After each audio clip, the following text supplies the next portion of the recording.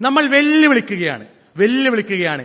സുംബയുമായി ബന്ധപ്പെട്ട് അല്പവസ്ത്രത്തിന്റെ പ്രശ്നം എന്ന് പറഞ്ഞ, കൂടിക്കലറിന്റെ പ്രശ്നം എന്ന് പറഞ്ഞ ആളുകളോട് വീണ്ടും ചോദിക്കുന്നു, സൂംബ ഗ്ലോബൽ ലിമിറ്റഡ് കമ്പനി പുറത്തുവിട്ട പാട്ടുകളിലും അവരുമായി ബന്ധപ്പെട്ട വീഡിയോകളിലും കാണുന്ന കാഴ്ചകൾ കേരള സമൂഹത്തിൽ അല്പവസ്ത്രം എന്നല്ലാതെ മറ്റെന്താണ് പറയാൻ സാധിക്കുക? ഒരിക്കലും ഒരാൾക്കും അത് അംഗീകരിക്കാൻ സാധിക്കില്ല. അത് കൃത്യമായും ഒരു ഡാൻസ് വസ്ത്രമാണ്. നമ്മളത് ധരിക്കുന്ന ആളുകൾ അധിക്ഷേപിക്കുന്നില്ല, അത് അവർക്ക് ധരിക്കാം, അവരുടെ സ്വകാര്യമായ ഇടങ്ങളിൽ ധരിക്കാം.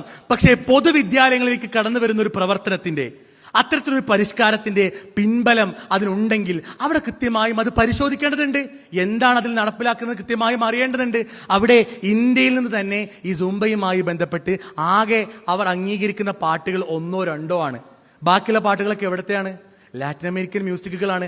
ആ ലാറ്റിൻ അമേരിക്കൻ മ്യൂസിക്കിൽ തന്നെയാണ് ഈ സാമ്പയും സൽസയും കാബ്രയും ഒക്കെ ഉണ്ടാവണത്. അപ്പോൾ അന്നൊക്കെ ചോദിച്ചു, നിങ്ങൾക്ക് സുംബയും സാമ്പയും തിരിച്ചറിയായിട്ടാണ് എന്ന്. സുംബയും സാമ്പയും തിരിച്ചറിയാഞ്ഞിട്ടല്ല. സുംബയും സാമ്പയും സൽസയും എല്ലാം എവിടെ നിന്നാണ് വരുന്നത് നമുക്ക് നന്നായിട്ട് അറിയുന്നതുകൊണ്ടാണ് നമ്മൾ പറഞ്ഞത് ഇതൊരു സാംസ്കാരികമായ അടിത്തറയുള്ള പരിപാടിയാണ് എന്ന്.